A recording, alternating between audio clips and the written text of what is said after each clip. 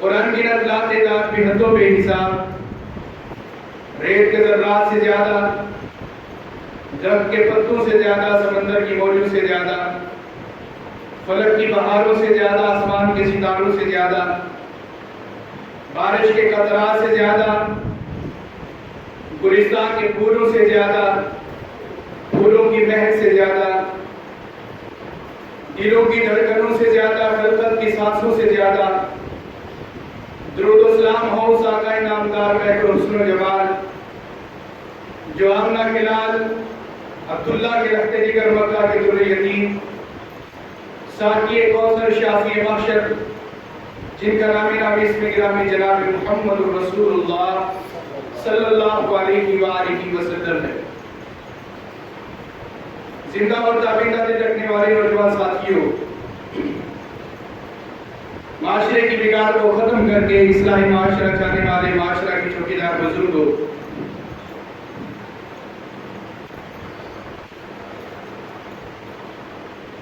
زندہ اور تابندہ دل رکھنے والی روحانی اسلامی معززات مستورات حیا کی چادر میں مربوس ماؤں اور بہنوں،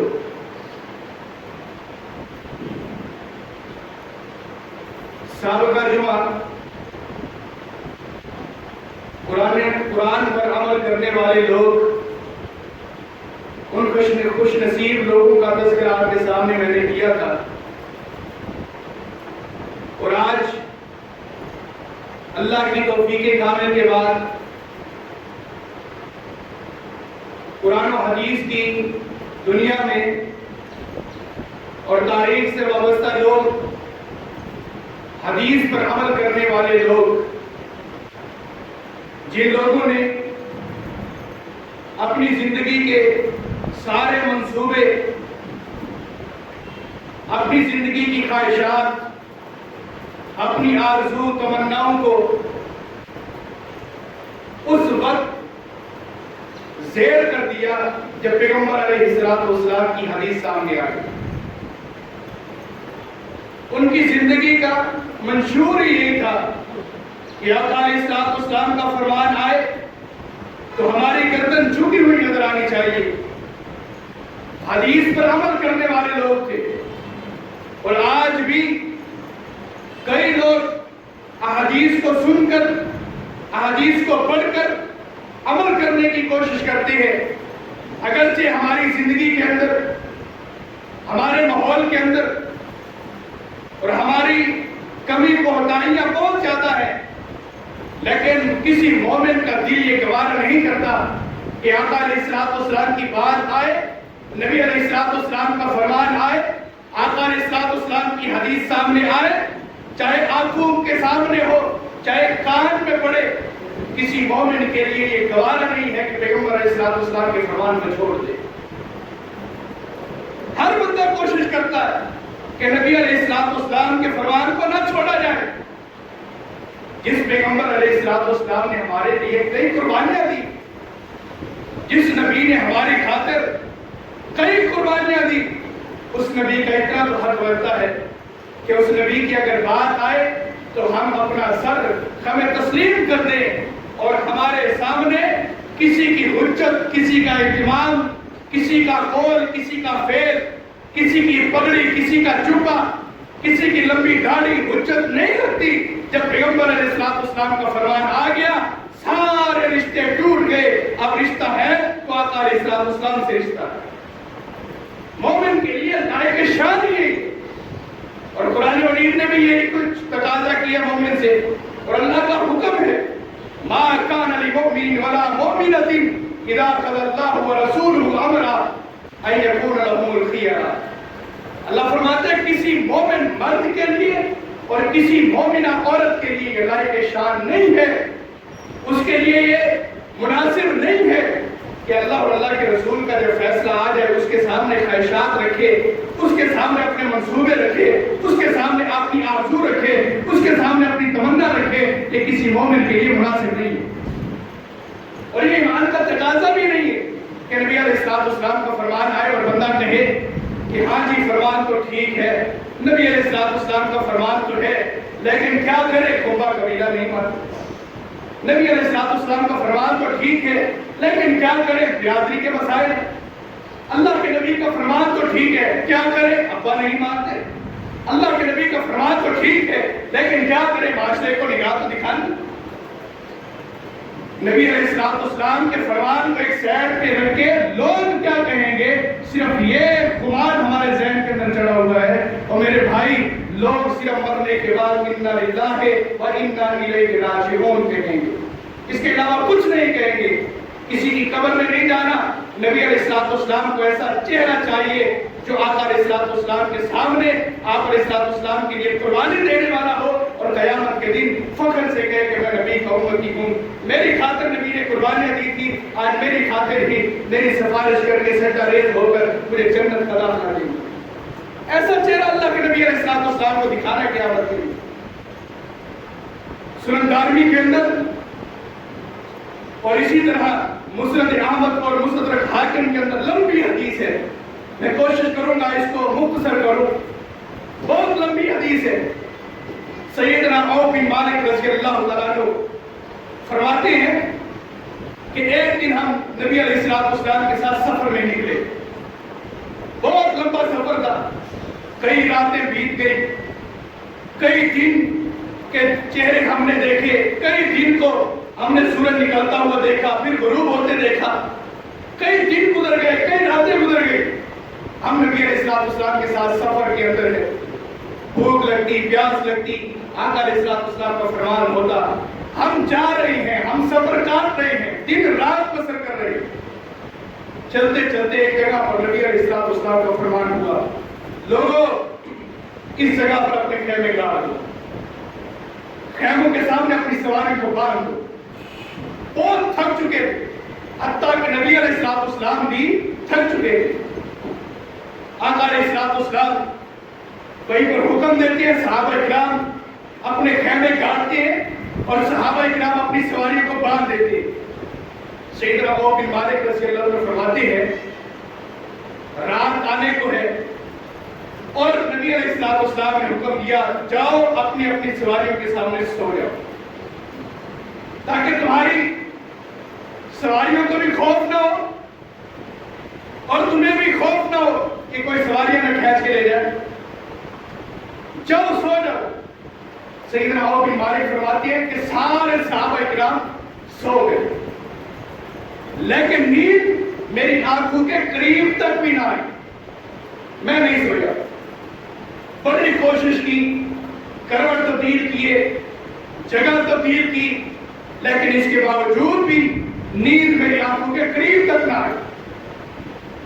میں اپنے خیالات میں، اپنے ذہن میں خود سے سوال کرتا ہوں، آج کتنی مبارک رات ہے، کتنی مبارک رات ہے کہ اگر تو آج کی رات نبی علیہ السلام کے خیمے کے سامنے اللہ کے نبی کی چوکیداری کرے، آپ کا محافظ بن کر، سیکورٹی گارڈ بن کر کھڑا ہو جائے، اتنی مبارک بات کی رات ہے کہ تیرے لیے بڑی بشارت کی، اور آج اللہ رب العالمین کی طرف سے خوشخبریاں ہوں گی، آج اللہ کے سامنے خاص انعام پا جائے گا۔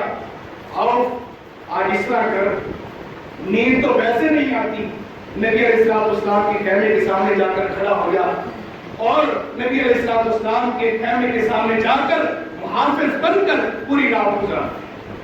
سیدنا عوف فرماتے ہیں میں نے پھر اپنے آپ سے سوال کیا، کروں یا نہ کروں، پھر سوال کیا کیا اس کا مناسب بھی ہے کہ نہیں، میں کھڑا ہوا، آخر مجھ سے نہ رہا گیا، میں نکلا، اپنے قدموں کی آواز کو چھپاتے ہوئے بالکل آہستہ آہستہ، حتیٰ کہ میں نے دیکھا صحابہ تو صحابہ، ہماری سواریاں بھی سو چکی، ہماری سواریوں کو بھی نیند آ گئی، اتنی تھکی ہوئی۔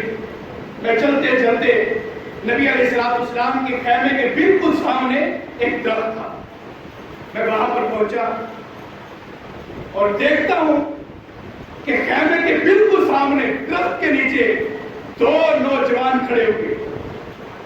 میں نے تعجب کیا کہ لگتا یوں ہے کہ مجھ سے پہلے یہ انعام جس نے، یہ فضل جس نے پانا تھا اس نے پا لیا۔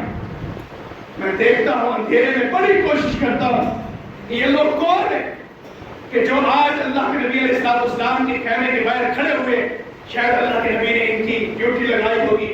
دیکھتا کیا ہوں ایک ان میں سے سیدنا معاذ بن جبل رضی اللہ تعالیٰ عنہ ہے اور دوسرے کو دیکھتا ہوں تو دوسرا ابو عبیدہ بن جراح رضی اللہ تعالیٰ عنہ ہے. میں تھوڑا قریب ہوا, میں نے کہا یہ تو اپنے ہی ہیں. میں قریب ہوا اور جیسے ہی میں قریب ہوا سیدنا معاذ بن جبل رضی اللہ عنہ نے فرمایا مجھے لگتا ہے کہ مالک کا بیٹا عوف تو نہیں؟ میں نے کہا جی ہاں معاذ میں عوف ہوں, میں عوف بن مالک ہوں. انہوں نے کہا ٹھیک ہے آ جاؤ. ہم تینوں درخت کے نیچے ٹھہرے. کافی دیر تک ہم نے آپس میں کوئی کلام نہیں کیا. یہ نہ ہو کہ اللہ کے نبی علیہ السلام سناٹا ہے, رات کا اندھیرا ہے, سواریاں بھی سو رہی ہیں, خاموشی ہے, اس کے باوجود نبی علیہ السلام کی جان نہ ہو جائے. ہم خاموشی کے ساتھ کھڑے رہے. آقا علیہ السلام کافی دیر کے بعد آقا علیہ السلام نے خیمے کا پردہ ہٹایا اور بہر صرف آپ علیہ السلام نے اپنا چہرہ مبارک کیا. آپ کا جسم مبارک خیمے میں جس طرح کہ کوئی شخص کھڑکی سے اپنا چہرہ باہر نکالتا ہے, اس طرح نبی علیہ السلام نے دیکھا اور فرمایا ان تحت الشجر, لوگوں اس درخت کے نیچے کیا معاذ بن جبل ہے؟ سیدنا معاذ نے کہا لبیک یا رسول اللہ, میں حاضر ہوں, میں موجود ہوں. نبی علیہ السلام نے پھر سوال کیا. آپ نے فرمایا ان تحت الشجر ابو عبیدہ بن جراح رضی اللہ تعالیٰ عنہ, کیا اس درخت کے نیچے ابو عبیدہ بن جراح ہے؟ لبیک یا رسول اللہ, جی اللہ کے پیارے نبی میں حاضر ہوں. اور بن مالک کہتے ہیں کہ دو تو پہلے سے موجود تھے. نبی علیہ السلام کو کیا پتا, میں تو لیٹ آیا ہوں. اللہ کے نبی کو کیا پتا. اللہ کے نبی نے تیسرا سوال کیا ان تحت الشجر عوف بن مالک رضی اللہ تعالیٰ عنہ, کیا اس درخت کے نیچے عوف بن مالک ہیں؟ میں ہکا بکا رہ گیا, میری سانس اوپر کے اوپر نیچے کے نیچے رہ گئی کہ نبی علیہ السلام جب خیمے میں تھے میں اس وقت آیا تھا. اللہ کے نبی کو علم نہیں تھا, اللہ کے نبی جانتے نہیں تھے, نہ کوئی گیا ہے بتانے کے لیے, لیکن اس کے باوجود نبی علیہ السلام نے کہا اس درخت کے نیچے تیسرا عوف بن مالک ہے. میں نے ایسا سے آواز دی اللہ کے نبی میں حاضر ہوں. ایسا اس وجہ سے کہا کہ اللہ کے نبی ناراض نہ ہو جائے کہ میرے کہنے کے بغیر کیے کہے یہ تو درخت کے نیچے آ گیا. اللہ کے نبی ناراض نہ ہو جائے. میں خاموشی کے ساتھ کھڑا رہا. پھر اللہ کے نبی تشریف لے گئے. نبی علیہ السلام کافی دیر کے بعد پھر لوٹتے ہیں. ہمیں اس طرح آواز آ رہی تھی جس طرح کہ ہمارے درخت کے اوپر جس طرح کے کوئی شہد کی مکھیوں کا ایک چھتا ہے ان میں سے بھنبھناہٹ کی آواز آ رہی ہے. اس طرح آوازیں ہمارے درمیان اور ہمارے کانوں میں پڑ رہی تھی. ہم نے محسوس کیا اس کو, لیکن درخت پر دیکھا نہ کوئی چھتا تھا نہ کوئی مکھیاں تھی. نبی علیہ السلام تشریف لائے. آپ علیہ السلام نے فرمایا ابھی میرے پاس جبرائیل آیا اور کچھ دیر پہلے جو میں تمہارے پاس آیا تھا اس وقت بھی مجھے جبرائیل اطلاع دے کر گیا تھا کہ درخت کے نیچے 2 نہیں 3 کھڑے ہوئے. میرے نبی اگر لوگوں کے بارے میں بتاتے ہیں کہ 2 ہے یا 3 ہے, وہ بھی رب کی وحی کے ذریعے بتاتے ہیں, وہ بھی رب کی اطلاع کے ذریعے بتاتے ہیں, وہ بھی رب علم دیتا ہے تب بتاتے ہیں. آقا علیہ السلام بہر تشریف لائے. نبی علیہ السلام نے فرمایا لوگوں تمہارے لیے خوشخبری ہے, جبرائیل آیا آسمان سے بہت بڑی خوشخبری لے کر آیا اور مجھے 2 اختیار دے کر گیا ہے. وہ 2 اختیار یہ ہے کہ اللہ کے پیارے نبی صلی اللہ علیہ وآلہ وسلم, اگر آپ چاہتے ہیں, اگر آپ کا ارادہ ہے, اگر آپ کی تمنا ہے, اگر آپ کی آرزو ہے, اگر آپ کی خواہش ہے تو اپنی آدھی امت جنت کے اندر لے جائیے. قیامت کے دن یہ آپ کو اختیار ہوگا. آدھی امت جنت میں لے جائیے. نبی علیہ السلام نے سوچا دوسرا اختیار لیا. وہ دوسرا اختیار یہ ہے کہ قیامت کے دن آپ جس کی سفارش کریں گے اس کے حق میں آپ کی سفارش قبول ہوگی اور اس کے اوپر اللہ جہنم کی آگ حرام کر دے. یہ 2 اختیار مجھے ملے. اور بن مالک کہتے ہیں اللہ کے نبی مجھے یوں لگتا ہے کہ آپ نے دوسری رائے کو پسند کیا. دوسری رائے جس کی سفارش کروں گا اس کو جنت کے اندر لے کر جاؤں گا, اس حق کو آپ آپ نے پسند کیا ہے، اس رائے کو آپ نے پسند کیا ہے۔ سیدنا عوف بن مالک نے جب یہ سوال کیا، نبی علیہ السلام فرماتے ہیں ہاں اور میں نے ایسا ہی کیا ہے۔ اس کی وجہ یہ تھی کہ آدھی امت جہنم میں جائے، آدھی جنت میں جائے، اور ہو بھی نبی کی امت، لیکن مجھے یہ گوارا نہیں ہے، مجھے یہ برداشت نہیں ہے۔ میں نے اس وجہ سے دوسری رائے کو قبول کیا کہ جس کی سفارش کرتا جاؤں گا اللہ اسے جنت کا وارث بناتا جائے گا۔ اور نبی علیہ السلام حتی الامکان قیامت کے دن ہر ایک امتی کے بارے میں سفارش کریں گے، ہر ایک امتی کے بارے میں۔ اور بھی مالک کہتے اللہ کے نبی پھر ہمیں یہ بتائیے کہ آپ سفارش کس کے حق میں کریں گے، آپ سفارش کس کے حق میں کریں گے؟ نبی علیہ السلام نے فرمایا، یہ صحیح مسلم کے اندر الفاظ موجود ہے، من مات وهو لا يشرك بالله شيئا وجبت له شفاعت یوم القیامہ۔ نبی علیہ السلام فرماتے ہیں جس نے دنیا کے اندر اللہ رب العالمین کے سامنے زندگی اس طرح گزاری ہوگی کہ رب کی توحید کے اندر جھول نہیں آنے دیا، رب کی توحید کے اندر خلل نہیں آنے دیا، اللہ کے ساتھ رائی کے دانے کے برابر بھی، ذرہ برابر بھی اللہ کے ساتھ شرک نہیں کیا، اس کے لیے قیامت کے دن میری سفارش واجب ہو جائے گی، میں اس کے حق میں سفارش کروں گا۔ اب یہ حدیث ہے، یہ حدیث ہے کہ اللہ کے نبی علیہ السلام فرماتے ہیں کہ قیامت کے دن میں اس کے حق میں سفارش کروں گا جو دنیا کے اندر اس حالت کے اندر مرا ہوگا، اس حالت کے اندر وفات پائی ہوگی جس نے اللہ کے ساتھ شرک نہیں کیا ہوگا۔ یہ حدیث ہے۔ اب دیکھیے حدیث کو سن کر عمل کرنے والے لوگوں کا تقاضا دیکھیے، عمل کرنے والوں کی زندگی دیکھیے، عمل کرنے والوں کا عمل دیکھیے۔ ایک وقت آتا ہے حجاج بن یوسف وقت کا بہت بڑا ظالم بادشاہ، مکہ کی سرزمین پر کئی صحابہ کرام کو سولی پر چڑھا کر شہید کرنے والا حجاج بن یوسف۔ حجاج بن یوسف ایک مرتبہ ایک بہت بڑی لشکر اور فوج لے کر مکہ کی سرزمین پر اترا اور لوگوں کو حکم دیا کہ جتنے گھوڑ سوار ہیں پیدل چلتے ہوئے شخص کو قتل کر ڈالو، جو پیدل چل رہا ہے، جو لیٹا ہے، بیٹھا ہے، کھڑا ہے، اس کو قتل کر ڈالو۔ یہ حکم ہوا حجاج بن یوسف کا مکہ کی سرزمین پر۔ اب حکم ہو گیا، ایک وزیر اس کا ایک شخص کے قریب سے گزرتا ہے، یہ کون ہے؟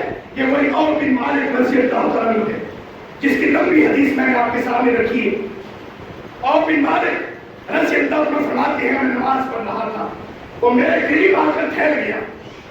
حجاج بن یوسف کا وزیر ہاتھ میں تلوار ہے، ٹھہر گیا، انتظار کیا کہ یہ نماز پڑھ لے، نماز پڑھنے کے بعد میں اسے قتل کر ڈالوں گا، اس کی گردن تن سے جدا کر دوں گا۔ انتظار کیا اور بن مالک نے سلام دیا۔ سلام پھیرنے کے بعد اس وزیر نے کہا اب میرے اوپر اختیار ہے، چاہے تو میں تمہیں قتل کر دوں، چاہے تو میں تمہیں بادشاہ کے پاس لے جاؤں۔ اس نے کہا جس طرح تیرا دل کرے کر گزر۔ آخرکار عوف بن مالک رضی اللہ عنہ کے ہاتھ سے پکڑ کر حجاج بن یوسف کے سامنے کھڑا کر دیا۔ رات گزرتی ہے، صبح ہوتی ہے، حجاج بن یوسف کو پتہ چلتا ہے کہ ہمارے رات دربار کے اندر ایک مسلمان نمازی بھی کھڑا ہوا ہے۔ اس نے بلایا، اس نے کہا رات جس نے تہجد کی نماز پڑھی ہے ہمارے دربار کے اندر وہ کون ہے، کون سا مومن ہے؟ بتایا گیا وہ عوف بن مالک ہے، کل جب آپ نے کتاب کا حکم دیا تھا یہ اس وقت نماز پڑھ رہا تھا، میں نے اسے چھوڑ دیا اور اب آپ کے پاس لے کر آیا ہوں۔ حجاج بن یوسف نے کہا اس طرح کرو، اب بھی تیرے اوپر اختیار ہے، اسے باہر لے جا ہمارے دربار کے دروازے کے سامنے، چاہے تو اس کی گردن اڑا دے، چاہے تو اسے آزاد کر دے۔ کون ہے؟ عوف بن مالک رضی اللہ عنہ۔ عوف بن مالک کہتے ہیں مجھے لے گیا، دروازے کے اوپر کھڑا کیا، میں نے کہا کہ تیری منشا، تیری مرضی، تیری چاہت، چاہے تو میری گردن اڑا دو، چاہے تو مجھے آزاد کر دو۔ اس نے کہا تیری نماز کے اندر اتنا سرور تھا، تیری نماز کی وجہ سے جا میں تجھے آزاد کرتا ہوں، جا مجھے آزاد کرتا ہوں۔ میں وہاں سے نکلا، عوف بن مالک فرماتے میں وہاں سے نکلا، وہ وزیر جو تھا وہ حیران ہوا، پریشان ہوا، میں نے اس کی جان بخشی، میں نے اس کو حجاج بن یوسف کے ظلم سے بچایا، اس نے جاتے ہوئے اتنا بھی نہ کہا جزاک اللہ یار، تیری مہربانی، تیرا شکریہ، اتنا بھی نہ کہا، صرف اتنے الفاظ کہتا ہے الحمدللہ الذی ہدانی، الحمدللہ الذی نجانی۔ سب تعریفیں اس ذات کے لیے جس ذات نے مجھے ہدایت دی اور جس ذات نے مجھے تجھ سے نجات دی۔ یہ تعریفیں کرتا ہوا، اللہ کی حمد و ثنا بیان کرتا ہوا چلا گیا۔ اگلے دن اور بھی والے لوٹے، آ کر اسی بندے کو ملے جس بندے کی ہاتھ میں تلوار تھی، جو کل قتل کرنا چاہتا تھا۔ اس کے پاس آئے اور آ کر کہتے ہیں جزاکم اللہ خیرا، شکر اللہ کا یا آخی، کل کا احسان آج اس کا بدلہ دے رہے ہیں جزا و خیر کے ساتھ۔ تعجب میں آیا، حیران ہوا۔ اس نے کہا میں نے اس کو چھوڑا کل تھا، نجات کل دی تھی، لیکن شکریہ یہ آج ادا کرنا لگتا جو ہے عقل کا تھوڑا ہے، ذہن کا مفلوج ہے۔ اس نے پوچھا میرے بھائی، اے مالک کے بیٹے، مجھے یہ بتا، حیران کر کے رکھ دیا تو نے مجھے، کل بھی پریشان کیا تھا، آج بھی پریشان کیا ہے۔ پریشانی کی وجہ یہ ہے، حیرت کی وجہ یہ ہے کہ کل تو جب جا رہا تھا اللہ کی حمد و ثنا تو نے بیان کی، لیکن میرا شکریہ ادا تو نے نہیں کیا، اور آج جب آیا تو میرا شکریہ ادا تو نے کیا۔ وجہ کیا ہے؟ وجہ کیا ہے؟ اور بھی والے کا جواب سنیے، حدیث کو سن کر عمل کرنے والے لوگوں کا جواب سنیے۔ اور بھی والے کہتے ہیں میں نے پیغمبر سے سنا ہے من ماتا وَهُوَ لَا يُشْرِكُ بِاللَّهِ شَيْئًا وَجَبَتْ لَهُ شَفَاعَةُ يَوْمَ الْقِيَامَةِ۔ جس بندے نے اس حالت کے اندر موت پائی، اس حالت کے اندر دنیا سے گیا کہ اس نے اللہ کے ساتھ اللہ کی توحید میں خلل نہیں آنے دیا، اس کے حق میں میری سفارش واجب ہو جائے گی، قیامت کے دن میں اس کا سفارش کروں گا۔ کہا جب میں اللہ کی حمد و ثنا بیان کر رہا تھا، اگر میں تیری تعریف کرتا مجھے خطرہ تھا کہیں میں رب کی توحید کے اندر خلل تو نہیں ڈالتا۔ میں نبی کی شفاعت کا حقدار بننا چاہتا ہوں، قیامت کے دن پیغمبر میرے حق میں شفاعت کرے، سفارش کرے، مجھے یہ قبول ہے، لیکن رب کی توحید کے اندر مجھے ذرا برابر بھی خلل گنجائش نہیں ہے۔ حدیث کو سنتے تھے، عمل کرتے تھے۔ پھر اور بن مالک رضی اللہ عنہ کے بارے میں پیغمبر علیہ السلام نے فرمایا تھا قیامت کا دن ہوگا، مجھے لوگوں سے خطرہ ضرور ہوگا، لیکن اور کی توحید کے اندر مجھے کوئی خطرہ نہیں ہوگا۔ تیرے بارے میں پیغمبر فرمائے کہ تیری توحید کے اندر مجھے کوئی خطرہ نہیں، اور اس کے لیے ضرور ہوگا کہ اور کبھی زندگی کے اندر اللہ کی توحید کے اندر خطرہ نہیں ڈال سکتا، اللہ کی توحید کے اندر خلل نہیں ڈال سکتا، اللہ کی توحید کے اندر چھول نہیں ڈال سکتا، اللہ کی توحید کے اندر ذرا برابر بھی شرک نہیں کر سکتا۔ حدیث کو سنتے تھے، حدیث کو عمل کرتے تھے، حدیث کو اپنی زندگی کا منشور بناتے تھے۔ نبی علیہ السلام کا فرمان ہے من صلی فی یوم 10 رکعات بنی لہ بیت فی الجنہ۔ جامع ترمذی کی حدیث ہے، سنن ابی داؤد کے اندر بھی موجود ہے۔ آقا علیہ السلام نے فرمایا جس نے ایک دن کے اندر 10 رکعات نوافل ادا کی، 10 رکعات نوافل ادا کی، اللہ رب العالمین جنت کے اندر اس کا ایک محل تیار کر دیتے ہیں۔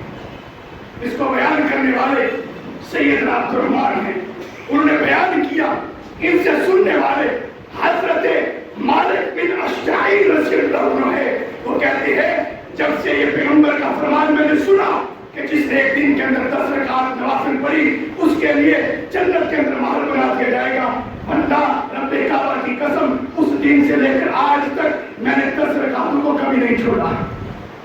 حدیث کو سنتے تھے، حدیث پر عمل کرتے تھے۔ انہوں نے حدیث کو بیان کیا، مالک بن اشجعی رحمہ اللہ نے اور بن مالک رضی اللہ عنہ کو وہی اور جس کی حدیث پچھلی گزر چکی ہے ان کو بیان کیا، اور بن مالک کہتے ہیں واللہ جب سے میں نے حدیث سنی ہے کہ پیغمبر علیہ السلام نے فرمایا جس نے ایک دن کے اندر 10 رکعات نوافل ادا کی اس کے لیے جنت کے اندر گھر تیار کر دیا جائے گا، میں نے اس دن سے لے کر آج تک وہ 10 رکعتیں زندگی میں کبھی نہیں چھوڑی۔ حدیث کو سنتے تھے، حدیث پر عمل کرتے تھے۔ ایک حدیث کا راوی ہے ابو طفیل اعمش رضی اللہ عنہ۔ کون ہے یہ؟ 70 سال کی زندگی پانے والا اور آخری صحابی، 110 ہجری کے اندر فوت ہوا ابو طفیل اعمش رضی اللہ عنہ۔ ایک دفعہ لوگوں کے درمیان بیٹھے ہوئے، لوگوں نے پوچھا ابو طفیل قیامت کا دن ہوگا، اللہ رب العالمین کی عدالت لگی ہوگی، رب العالمین کے سامنے ہر بندے نے حساب کتاب دینا ہوگا. اور حضرت ابو طفیل عامش رضی اللہ عنہ سے لوگ پوچھتے ہیں، ابو طفیل قیامت کے دن رب کی عدالت میں تیرا کون سا عمل ہوگا جس عمل کے پیش نظر تو کہہ سکتا ہے یہ عمل میری بخشش کے لیے کافی ہے؟ کون سا عمل ہوگا؟ سیدنا ابو طفیل عامش رضی اللہ عنہ فرماتے ہیں 70 سال کی زندگی میں نے گزاری ہے، 70 سال کی. جب میں نے نبی علیہ السلام کے سامنے 2 سال ہو کر اصحاب صوفہ میں رہ کر نبی علیہ السلام سے علم سیکھا، اس وقت میری عمر 15 سال تھی. اس وقت میری عمر 15 سال تھی اور آج میری عمر 70 سال ہے.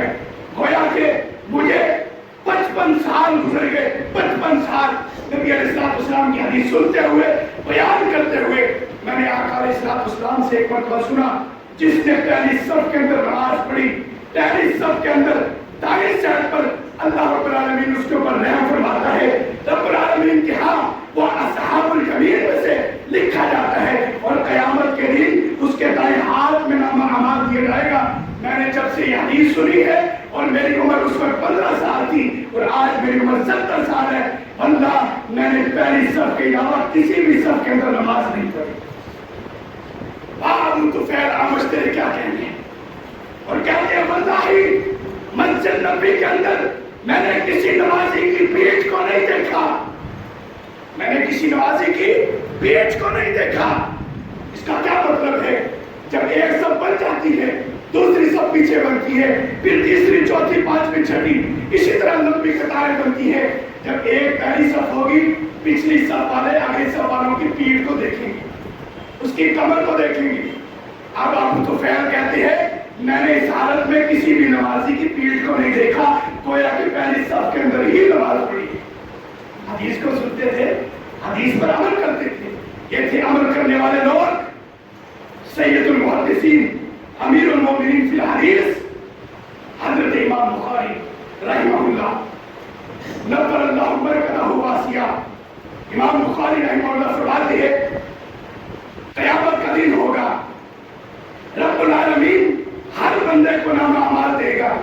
رب العالمین جنتیوں کو جنت میں ڈالے گا، جہنمیوں کو جہنم میں ڈالے گا. جب میری باری آئے گی میں رب کے سامنے ایک عمل لے کر پیش کر دوں گا. اللہ کے سامنے اپنی ہتھیلی پر ایک چھوٹا سا عمل لے کر آؤں گا. وہ عمل یہ ہوگا، میں نے جب سے پیغمبر کی حدیث سنی ہے کہ مسلمان کی غیبت مسلمان پر حرام کر دی گئی ہے، اللہ میں نے اس دن سے کسی مسلمان کی غیبت نہیں کی.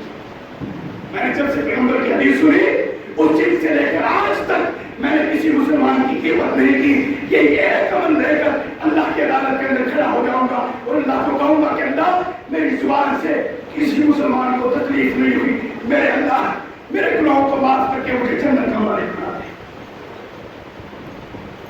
حضرت امام بخاری کہا کرتے تھے مجھے کسی عمل کے بدلے جنت نہ ملے مجھے کوئی پتہ نہیں، لیکن اس عمل کے بدلے مجھے جنت ضرور ملے گی.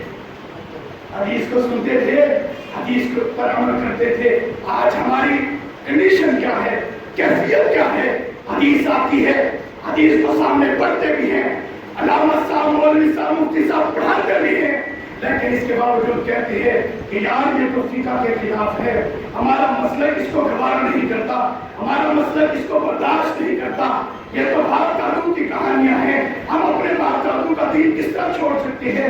اس طرح کی باتیں کر کے حدیث کو رد کر دیا جاتا ہے، حدیث کو چھوڑ دیا جاتا ہے. باپ دادوں کی وجہ سے حدیث کو چھوڑا تو بتاؤ کہ پیغمبر کو کیا درجہ دیا ہے، پیغمبر کو کیا مقام دیا ہے؟ اگر ایک شخص یوں کہے کہ لوگوں اور ہو بھی کہنے والا کافر، ہو بھی کہنے والا یہودی، ہو بھی کہنے والا مجوسی کہے کہ لوگوں جھوٹ نہ بولو، جھوٹ حرام ہے، اس کی بات ہم مانتے کہ نہیں مانتے؟ بے شک کافر ہے، بے شک مجوسی ہے، بے شک یہودی ہے، ہم نے اس کی بات تو مان لی.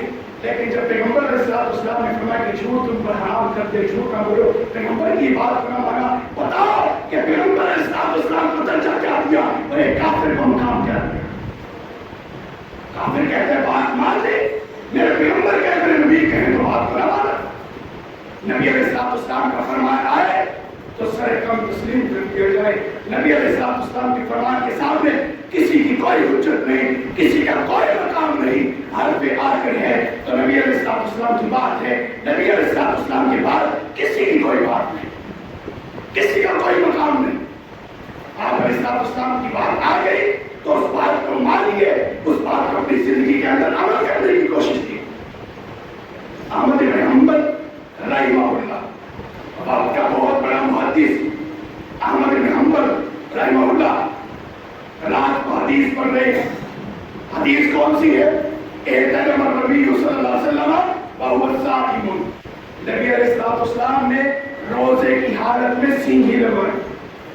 سینگھی جانتے ہیں؟ ہجامہ. جب بندے کو بیماریاں کچھ زیادہ لگتی ہیں تو کب کی صورت میں انسان کے بدن کے اوپر جہاں پر خون گندا ہو وہاں پر کب کی صورت میں لگایا جاتا ہے اور خون کھینچا جاتا ہے, اسے ہجامہ کہتے ہیں, سینگھی بھی کہتے ہیں. یہ نبی علیہ السلام نے روزے کی حالت میں لگوائی. امام احمد بن حنبل رحمہ اللہ رات کو یہ حدیث پڑھتے ہیں, صبح سحری کے وقت اٹھتے ہیں, روزہ رکھتے ہیں. بھائی امام احمد کیا کہنے کے لیے صبح روزہ رکھا صرف اس گھر سے کہ اللہ کے نبی کی سنت پر عمل کروں گا, اللہ کے نبی کی حدیث پر عمل کروں گا.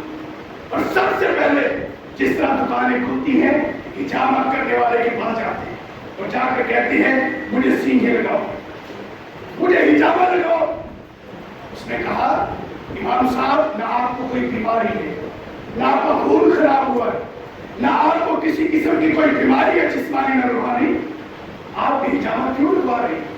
تو امام احمد بن حنبل رحمہ اللہ فرماتے ہیں مجھے کوئی بیماری نہیں اور نہ ہی مجھے اس کی فکر ہے, میں اس وجہ سے لگا رہا ہوں کہ میرے نبی کی سنت ہے, میرے نبی کی سنت ہے. ائمہ کرام روزہ رکھ کے نبی کی سنت پر عمل کرتے تھے. آج ہماری کیفیت کیا ہے؟ آسانی کے ساتھ جو سنت پہنچی اس کے اوپر بھی عمل نہیں کرتے. آسانی کے ساتھ جو سنت پہنچی اس کے اوپر بھی ہمارا عمل نہیں. صحابہ کرام اور ائمہ کرام سب صالحین حدیث کو سنتے تھے, حدیث پر عمل کرتے تھے. نبی علیہ السلام کے پاس بنو سلمہ کے کچھ لوگ آئے. بنو سلمہ مدینے کا ایک بہت بڑا خاندان تھا. آقا علیہ السلام کے پاس آئے اور آ کے کہنے لگے یا رسول اللہ صلی اللہ علیہ وآلہ وسلم اس طرح کرے مسجد نبوی کے اور ہمارے گھروں کے درمیان بہت فاصلہ. ہمارے گھر اس طرح سمجھیے کہ مدینہ کی آخری گلی میں ہمارا گھر. آپ برائے کرم برائے شفقت ایسے کریں ہمیں گھر مسجد کے قریب لے کر دیں. صحابہ کرام سے کہیں کہ کوئی گھر کرائے پر دے دے یا کچھ مالیت لینا چاہتے ہیں وہ بھی دے دے, ہمیں گھر مسجد کے قریب ہی چاہیے. نبی علیہ السلام نے فرمایا الا مکانکم الا مکانکم الا مکانکم. بنو سلمہ کے لوگوں تم اپنے گھروں میں ہی ٹھیک ہو, تم اپنے گھروں میں ہی ٹھیک ہو, تم مسجد سے دور رہو, مسجد سے دور رہو. جتنا دور سے چل کر مسجد میں آؤ گے اللہ اتنے قدموں کے بدلے نیکی عطا فرمائے گا, اتنے قدموں کے بدلے نیکی عطا فرمائے گا. بنو سلمہ کے لوگ کہتے ہیں جب پیغمبر علیہ السلام کا یہ فرمان سنا تو ہم گھر گئے, سب بوڑھے بچے چھوٹے مرد عورتوں کو بلا لیا, بڑے وڈیرے نے سب بچوں کو بلائے اور سب کو کہا نبی علیہ السلام کا فرمان ہے کہ جو شخص مسجد کی طرف جتنے قدم بڑھا کر آئے گا اسے اتنا اجر ثواب ملے گا, ہر قدم کے بدلے نیکی ملے گی. اب انہوں نے فجر کی نماز کے اندر کس وقت اٹھے؟ ابھی مؤذن نے اذان نہیں دی تھی, اٹھے اور مسجد نبوی کی طرف کس طرح آ رہے ہیں, دیکھیے اس کی طرف, اس طرح قدم رکھتے ہوئے, اس طرح قدم رکھتے ہوئے آ رہے ہیں. جب اس طرح بندہ چلے گا کافی وقت لگے گا اسے مسجد آتے ہوئے, اس طرح چلتے آ رہے ہیں. لوگ جب نماز کی طرف آئے یہ ابھی آ رہے تھے, اذان ہوگی ابھی آ رہے تھے, حتیٰ کہ آگے آگے بنو سلمہ کا سب سے بوڑھا بزرگ تھا اور آخر کے اندر سب سے چھوٹا بچہ تھا.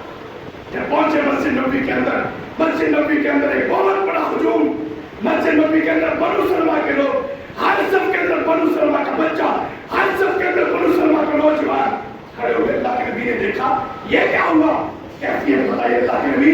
آپ نے فرمایا رات کو کہ جو شخص جس نے قدم بڑھا کر مسجد کی طرف آئے گا اللہ اس ہر قدم کے بدلے نیکی عطا فرمائے گا. ہم اس وجہ سے چھوٹے قدم بڑھتے تھے کہ تاکہ ہماری نیکیوں کے اندر اضافہ ہو. حدیث کو سنتے تھے, حدیث کو سینے سے لگاتے تھے, حدیث پر عمل کرتے تھے. بھائیو, جو موٹر سائیکل پر آتا ہے رب کی رحمت اس کے لیے بھی وسیع ہے, رب کی رحمت اس کے لیے بھی ہے, ضروری نہیں پیدل چل کر آئے. ہاں, جو سواری پر آتا ہے رب نے سہولت دی ہے, جو سواری پر آتا ہے اللہ انشاءاللہ العزیز جتنا پیٹرول ڈلواتے ہو اللہ کا اجر و ثواب عطا فرمائے.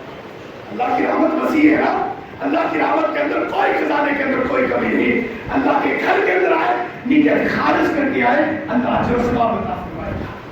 حضرت عبد الرحمن بن عبداللہ رضی اللہ تعالیٰ عنہ, نبی علیہ السلام کا فرمان ہے, سنن ابی داؤد کی حدیث ہے, آقا علیہ السلام نے فرمایا جو شخص وضو کرے, صفحہ نمبر 97 کے اوپر, جو شخص وضو کرے, وضو کر کے مسجد کی طرف آئے, فرضی نماز کے لیے نہیں, فرضی نماز کے لیے نہیں, اشراق کی نماز کے لیے, نفلی نماز کے لیے مسجد کی طرف آئے اور مسجد میں آ کر 2 رکعت ادا کرے, اللہ اس کو ایک مقبول عمرے کا ثواب عطا فرمائے.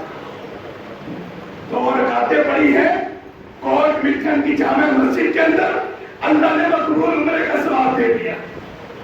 غریب ہے بیچارہ, احرام کے پیسے بھی نہیں ہیں, اس کے باوجود خواہش ہے کہ اللہ عمرے کی سعادت عطا فرما, لیکن اللہ 2 رکعتوں کے بدلے عمرے کی سعادت دینا. جب نبی علیہ السلام نے یہ فرمایا, عبد الرحمن بن عبداللہ فرماتے ہیں واللہ اس دن سے لے کر نہ جانے کتنے اعمال نامے کے اندر میرے عمرے لکھے ہوئے ہوں گے, کتنے لکھے ہوئے ہوں گے.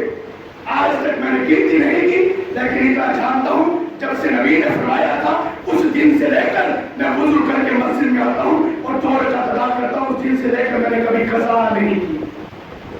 ہر روز عمرے کا ثواب حاصل کرنا چاہتے ہو تو حدیثوں کے اوپر عمل کرو, نبی علیہ السلام کی سنت کو اپنے سینے سے لگا دو. آپ علیہ السلام کے عمل کے ساتھ اپنی عمل کی زندگی گزارنے کی کوشش کیجئے. ہم سب ایک ہو کر نبی علیہ السلام کے فرمان کو سینے سے لگائیں, آقا علیہ السلام کی حدیث پر عمل کریں. رب العالمین دنیا کے اندر بھی بھلائی عطا فرمائے گا اور آخرت کے اندر بھی رب العالمین قیام کامیاب ترین لوگوں میں سے گنتی کر کے جنت کا مالک بنا دے گا. لوگوں, حدیث نے ہی ہمیں سب کچھ دیا ہے, اگر حدیث نہیں تو ہم مسلمان بھی نہیں, حدیث نہیں ہم مسلمان بھی نہیں. اور یہ میں بڑے دعوے کے ساتھ بات کر رہا ہوں. آپ چاہیے قرآن مجید اٹھائیے, قرآن مجید میں آپ کو دیتا ہوں, یا چاہیے کسی مسجد سے جا کر قرآن اٹھائیے, قرآن مجید عربی میں ہو یا اردو ترجمے کے ساتھ ہو, قرآن مجید اٹھا کر 1 سپارے سے لے کر 30ویں سپارے تک کھولیے. آپ کو قرآن مجید کے اندر جو کلمہ پڑھ کر بندہ مسلمان ہوتا ہے, کلمہ توحید نظر نہیں آئے گا. کلمہ توحید, کلمہ طیبہ قرآن مجید کے اندر نظر نہیں آئے گا. کہاں سے ملے گا؟ پیغمبر کے فرمان سے ملے گا. میں جو کہتا ہوں کہ جو پیغمبر کے فرمان کو نہیں مانتا وہ مسلمان بھی نہیں. کلمہ جب حدیث نے دیا, کلمہ جب اللہ کے نبی نے دیا, قرآن میں نہیں ہے, تو جو قرآن کو مانتے حدیث کو نہیں مانتا وہ کہاں کا مسلمان ہے؟ اسے کہو تو صحیح. اور میرے بھائی, ذرا آنکھوں سے پردے اٹھا تو صحیح, آنکھوں سے تقلید کیا ہے اتار تو صحیح. مجھے بتا قرآن مجید کے اندر حسن جناب القدری کا کہاں لکھا ہوا, کس نے دیا؟ حدیث